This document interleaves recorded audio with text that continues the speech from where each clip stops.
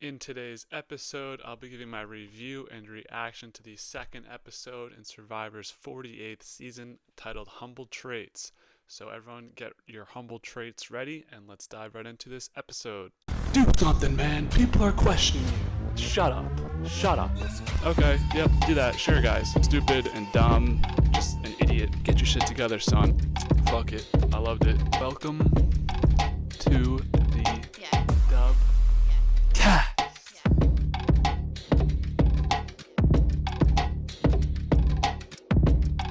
Coming off of last episode where Stephanie was voted out in a 4-1 vote. Of course, as per Survivor tradition, we pick up with the green team who has come back from their tribal council, and none other than Mary is on the outs, being the one vote to save Stephanie. And Sai is not going to be happy about, or Say is not going to be happy about having her name written down. Granted, it was one person, and she didn't really have any threat of going home. But just playing my own little org game, I do understand being upset, especially right after that vote. I was the fake vote and a 4-2 vote. That was really infuriating. And then I go, and we don't need to talk about my org game anyway.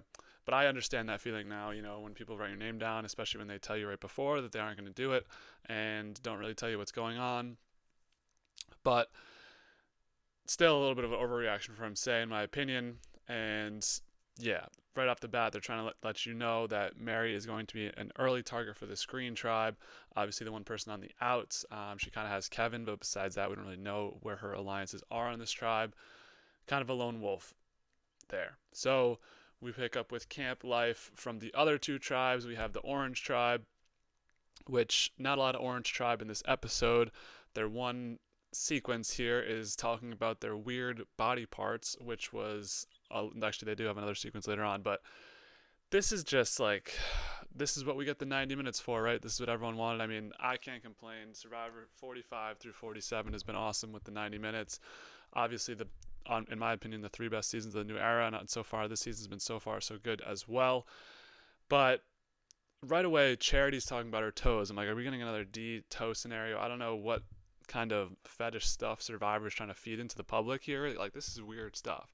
So I guess Charity has one foot that's just, I think she called it like haggardy. I don't know if that's an adjective, but it's all kind of mangled and messed up. And not only that, David had 4 nipples until he was 12 years old. I didn't even know that was a possible thing. I guess he had the nipples, the lower 2 ones removed when he was 12. Don't know why it took that long. Don't know why he would remove them after that long. So a lot of questions there. Chrissy has a deep belly button that she cleans with a Q-tip. Like, this is what we're getting on Survivor. This is crazy stuff. This was a weird but funny scene. And then Kyle has a wart and a callus that's been there for years. We don't really learn a lot about what Mitch's weird body part would be. I forget what the term they were using to describe it. He just says his voice or his speech impediment. And then the other person is Camilla, who I don't know what hers was. I forget completely if she even had one. But funny little weird scene here that, yeah, I mean, just saying it, I felt uncomfortable saying that. So good for them. They're on Survivor. They're on national television, just saying all that stuff. That's how it be. We go to the Purple Tribe, and there's a lot more dynamics, to say the least, going on there. So we have, off last episode, Star remains on the outs of the tribe. She recognizes this once Eva tells her that if someone were to sit, well, they know someone's going to have to sit because someone from Green is going home for the challenge, that it should be Star because Eva, Joe, and Shaheen are the brawn of the tribe, and then Thomas and Bianca are the brain of the tribe, leaving Star out, which I thought this was a little bit of a blunt move from Eva. Like, I don't know how far in advance players know they're actually who's going to sit out and whatever when they get to the challenge. But maybe you just bring it up there, like, anyone want to sit out? I mean, I'm not sure Star would be like, I want to participate in this challenge. Someone has to sit out. So thought that was kind of a bad way to go about it from Eva. This sets those two against each other, and Star realizes that she's now on the bottom after it's like day 5 and she has no allies in the game. I will say sometimes there is that kumbaya tribe. This doesn't really seem like it, though, because we saw well-established alliances in the first episode between Joe and Eva, Joe, Thomas, and Shaheen, and then Thomas and Bianca. So, yeah, you got to get playing, girl, because they're coming for you. So She begins to look for the beware advantage slash idol, and she finds the puzzle lock that we had Say look for last round. And she, instead of what Say had, which was the animals, or they, it's all the animals, but it's all different weird animals and puzzles. So this one, they have a little like a mask that you put over the animals, and you're supposed to get letters out of that. They call it a guide. So I thought that was really interesting. And to find the letters, the first person she tells is Joe to bring him in, and then Joe immediately is like, "I can't only have this thing with her," which I thought that was kind of a mistake on Joe's part. I know you're probably not going to solve it, just the two of you. I think we saw in both all well the two tribes who found the idol, because the orange tribe will find it later.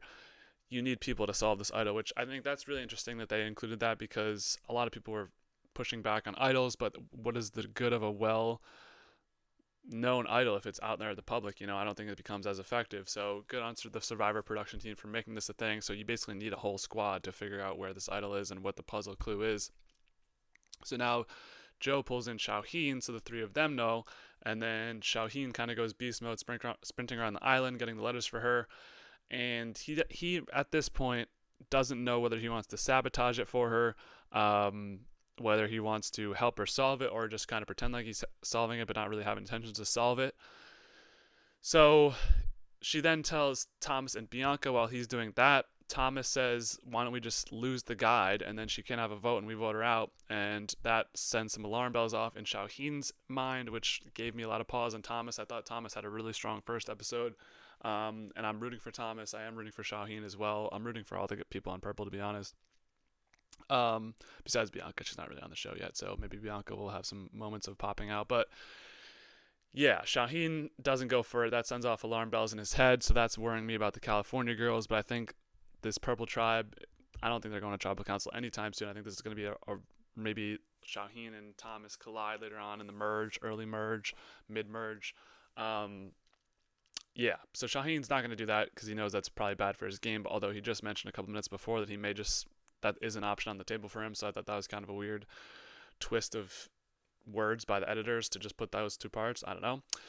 So Joe essentially has a tough choice because everyone on the tribe knows about the idol search, and that Star has a somewhat this beware advantage. It could turn into an idol, it could not turn into an idol, except for Eva, and Star's coming for Eva as well. So Joe has the tough choice. Like, Star put her trust in me to not tell Eva, but Joe, having said last round that he would basically give up the game for Eva, decides to eventually tell her. I mean, I thought that's what was going to happen. So you have this kind of fake idol search happening on the purple tribe where everyone knows about it. Eva pretends like she doesn't know about it, and then everyone else doesn't really know whether to help or not to help because Star is clearly on the bottom of the totem pole there on the outs of the five. So really interesting dynamics in the purple tribe. I think they're set up for the complex tribe role for all the Edgic people out there. I don't know. I heard someone talking about that on a podcast last week. I think that's true, though. We spent a lot of time with the purple tribe pre-challenge. So now we go to the green tribe, and this is where Kevin is starting to make his plans for this round, where he wants to swap and vote out Say instead of getting the easy person out in Mary. They have the 4-1, or they have the 4-1 on Mary if they want it. And he says, you know what, we should get Say out. She's dangerous. She's got the idol, and even if we don't vote her out, we flush her idol, tell her to play it. If we were to lose, of course. So yeah, I think his downfall is just playing too hard. I mean, Say is playing like boom, gas pedal hard, but Kevin's kind of like dropping seeds, playing that like too hard game where it's like you're not as worried about Say because she's out in the open with everything she's doing, but Kevin's kind of like behind the scenes pulling strings, playing super hard. So I think that's going to be ultimately what was the reason that he is voted out. But before that, we have a lot to get to. So a boat pulls up. I was pretty surprised we didn't have a journey besides the challenge for supplies last round or last episode as well. So this is an interesting way of doing it. Everyone has to hold out your hand, and then the amount of fingers you put out, that determines who goes, but you have to have the lowest unique number. So Thomas gets it by just having one. Nobody even bothered to do one, which I thought was interesting. So good for Thomas. He gets to go on the journey.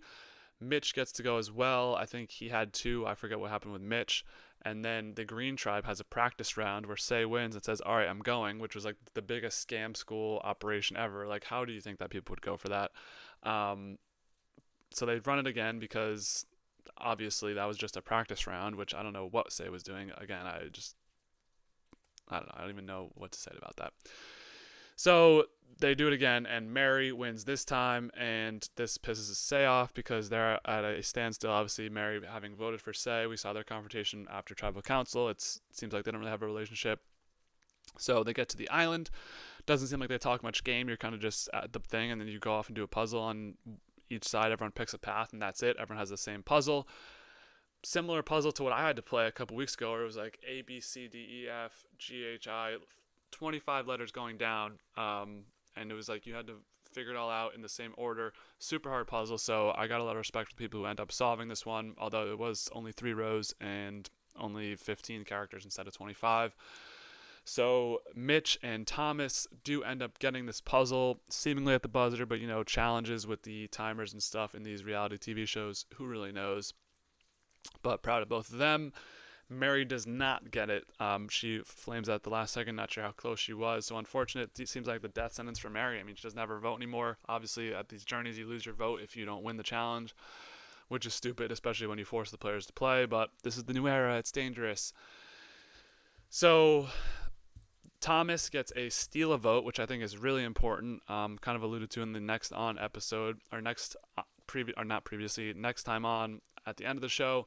And then Mitch gets a block a vote, which I don't think is as powerful as a steal a vote, because steal a vote in a 3-3 essentially tribe, you're taking one, then you have 4 votes to 2.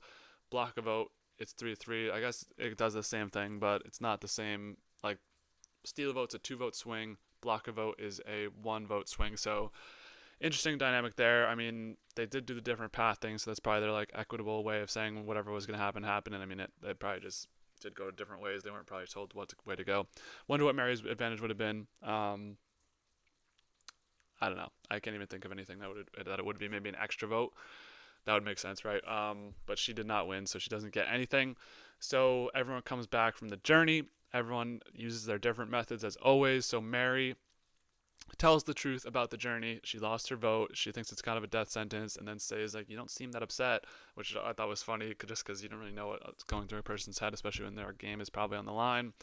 Thomas does not tell the truth about what happened at the journey. I think this is the way to go, especially if you get an advantage. Maybe use that to tell a Bianca or a Star to gain trust later on. But these public advantages, like, I don't think it helps you to have people think that, especially if you can make something up believable enough that people will buy into it. Because if they don't believe you, that hurts it as well.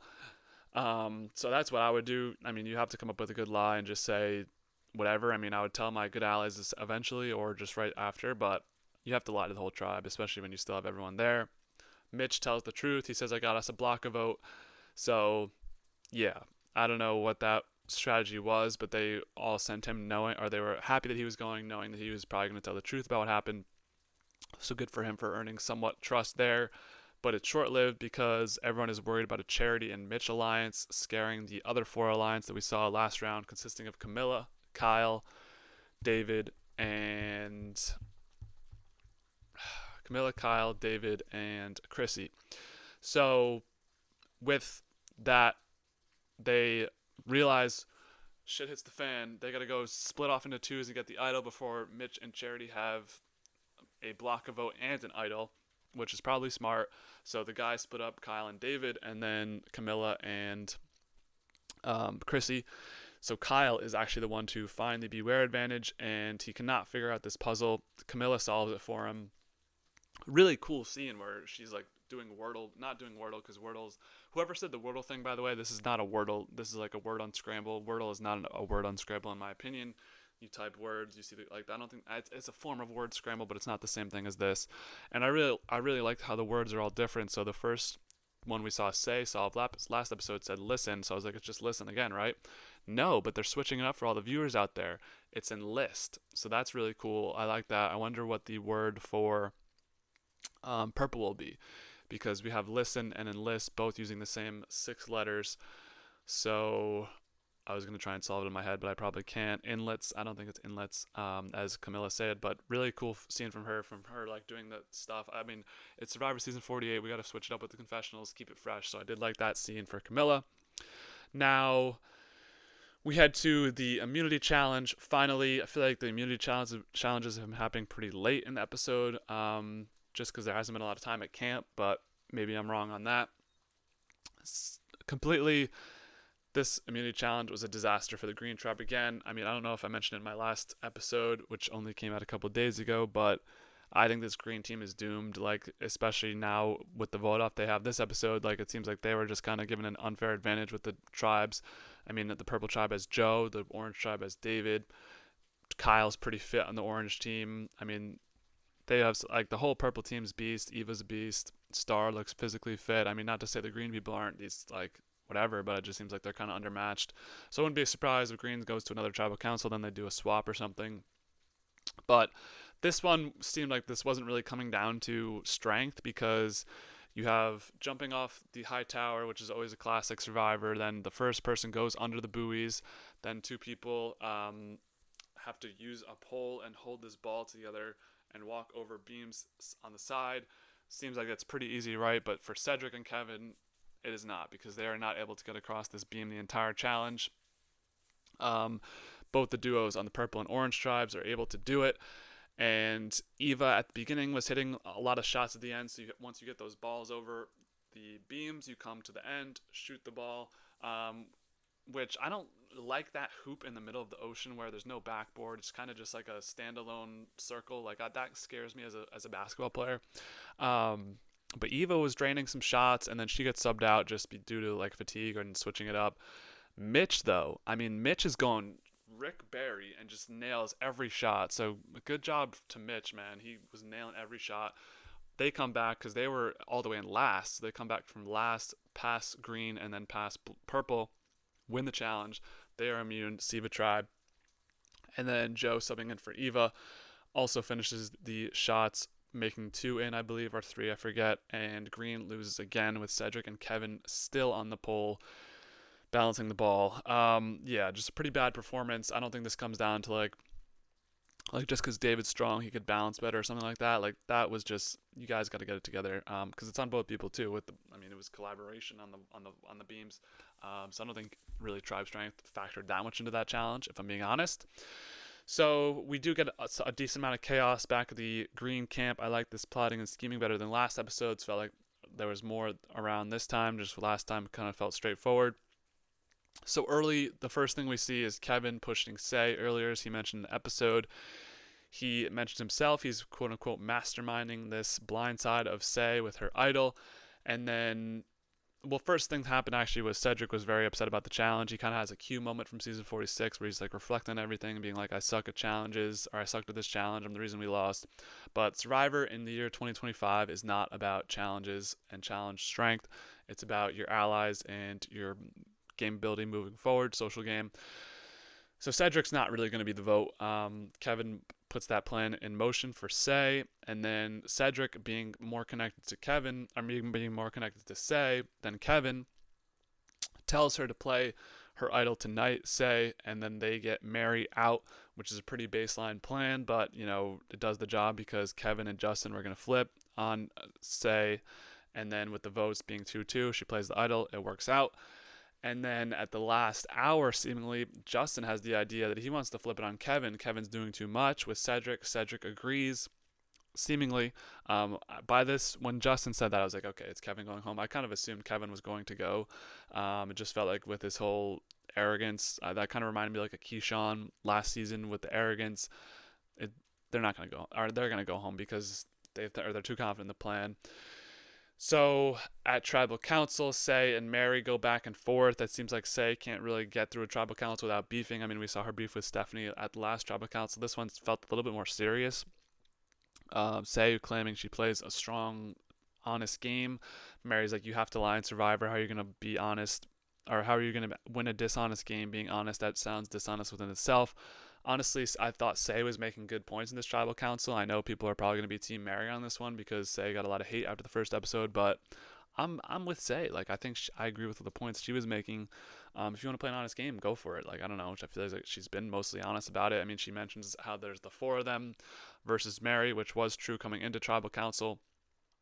And another notable moment from this episode was Justin being like, man, I wish we won that. We should have won that, and then we wouldn't be here. And Jeff's like, no, bro, you lost and you are here. Like, get over it. Let's deal with it. So that was funny. It's a little spicy Jeff action.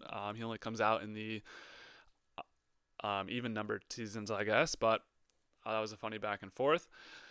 So it's time to vote, and Say still goes through playing her idol. I thought this was a useless move. I don't know if she didn't know Justin was going to flip. I mean, I feel like for Cedric, what it makes sense though, because for Cedric, you're going into a 4-person tribe. May have to flip it on Say. Like, you don't know where Justin's gonna be at, you don't know where Mary's gonna be at, so might as well flush the idol. But really bad idol plex. You could have kept it. She only negates 1 vote. I guess she didn't know Justin was flipping either, so she negates Kevin's vote, and then the 3 of them all vote Kevin out of the game. He's devastated. Pretty good pre-merge blindside. Pretty good episode, honestly, with the result at the end there.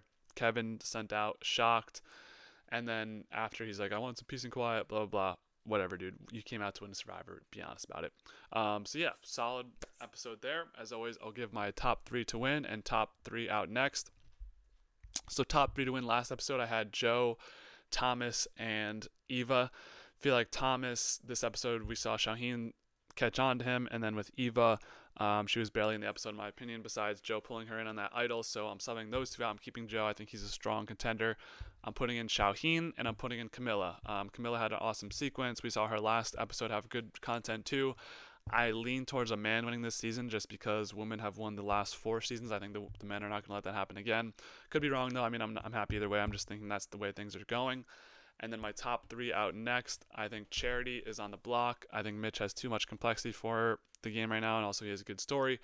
And then for the Green Tribe, I think Say is out next as well. Just playing too hard. Easier vote for Cedric. It's going to be hard for him to flip, but if it's Mary and Justin, like, dude, we got to get Say out of here. Like, I could see Cedric being flexible. Last one, Star for the Purple Tribe.